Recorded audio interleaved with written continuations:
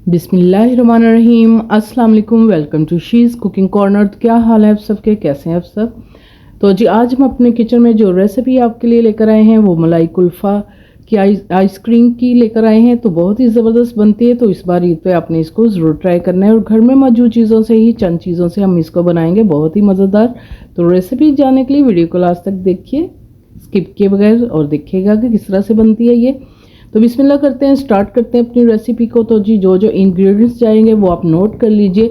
तो सबसे पहले हमने 1.5 लीटर दूध लिया है, फ्रेश मिल्क लिया है, फ्रेश क्रीम लेंगे 200 ml, और 5 अदद हम ब्रेड के स्लाइस लेंगे जो नॉर्मली हमारे घर पे होती है, मीडियम साइज़ की। और इसमें हम चीनी डालेंगे, रेगुलर चाय वाला कप जो होता है 1 कप, ये तकरीबन 1 पाव है चीनी। तो इलायची पाउडर डालेंगे 1 टीस्पून इसके अंदर। तो जी एक पॉट ले लेते हैं, उसके अंदर हमने इस तरह से चीनी जो है डाल देनी है और बिल्कुल दम वाली आंच पर आपने 8 से 10 मिनट इसको रखना है। तो उतनी देर हम अपना अगला प्रोसेस जो है वो कर लेते हैं। तो ब्रेड को इस तरह से कट करेंगे और ब्लेंडर जग में डालकर इसका पेस्ट रेडी करेंगे।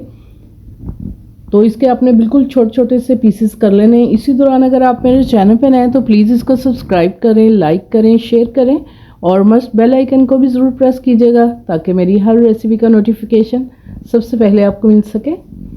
तो जी इसमें हम जो हमने आपको 1.5 लीटर दूध बताया था उसमें से 1 गिलास हम दूध का जो है इसमें शामिल करेंगे और इसको अच्छा सा ब्लेंड करके इसका पेस्ट रेडी कर लेंगे। ठीक है जी।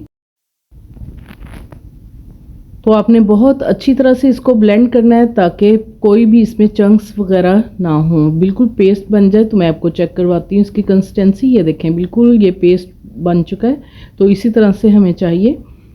तो अब चीनी को भी चेक कर लेते हैं कि कितनी ये मेल्ट हुई है। आप देख सकते हैं ये हल्का हल्का सा मेल्ट होना शुरू हो गई है। तो इसको हम कैरमलाइज करेंगे इधर, और ये थोड़ा सा हम इसको हिलाएंगे।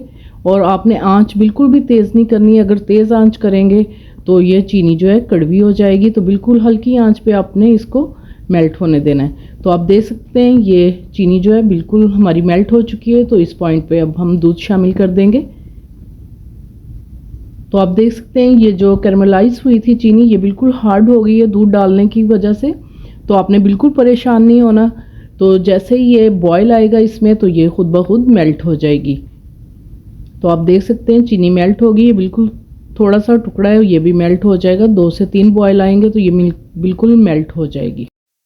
तो जी अब जो हमने ब्रेड और दूध का बनाया था मेज़ा वो हम इसमें शामिल कर देंगे पेस्ट को, और मीडियम टू हाई फ्लेम पे आपने इसको कुक करना है और मुसलसल इसमें चम्मच चलाते जाना है ताकि हमारी ब्रेड जो है वो नीचे ना लगे। तो बहुत ही ज़बरदस्त आइसक्रीम रेडी होती है। तो इस पॉइंट पे आप चीनी भी चेक कर सकते हैं।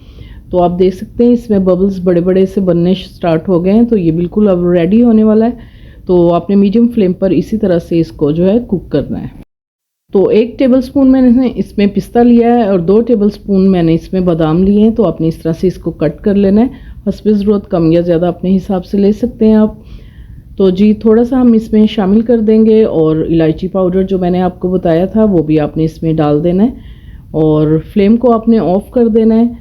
और एंड में हम इलायची पाउडर जो है शामिल करते हैं तो बहुत ही स्ट्रॉन्ग और अच्छा फ्लेवर आता है इससे। तो इसी तरह हिलाते हुए पंखे के नीचे हम इसको रूम टेम्परेचर पे ठंडा कर लेंगे। तो आप देख सकते हैं ये ठंडा हो चुका है। आप इसकी कंसिस्टेंसी भी चेक कर सकते हैं। तो इसमें हम शामिल करेंगे फ्रेश क्रीम जो मैंने आपको बताई थी, और अच्छी तरह से आपने इसको मिक्स करना है।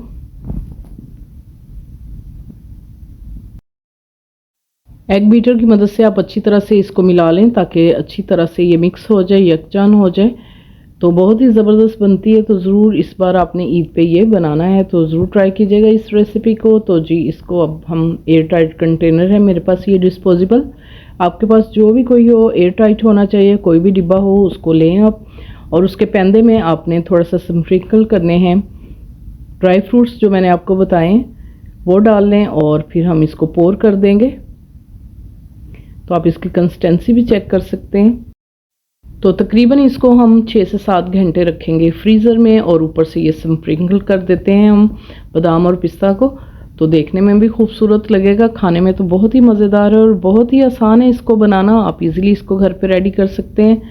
तो जी बैटर पेपर लिया था वो मैंने माप के इसका कट कर लिया और इस तरह से ऊपर लगा देंगे ताकि कोई भी इसमें बर्फ़ के क्रिस्टल्स वगैरह ना आए इसमें। और बिल्कुल इसका ढक्कन आपने अच्छी तरह से बंद करना है कि एयर इसके अंदर ना आ जाए। अगर जब एयर जाती है तो क्रिस्टल्स बनते हैं, तो बिल्कुल आपने भी इस तरह से लेना है। तो इसको 6 से 7 घंटे हो चुके हैं, तो ये ऊपर से पेपर भी उतार देते हैं। तो आपने फ्रीज़र से निकालने के बाद 10 से 15 मिनट ऐसे ही इसको छोड़ देना है ताकि थोड़ा सा लूज़ हो जाए। तो एक डिश रखेंगे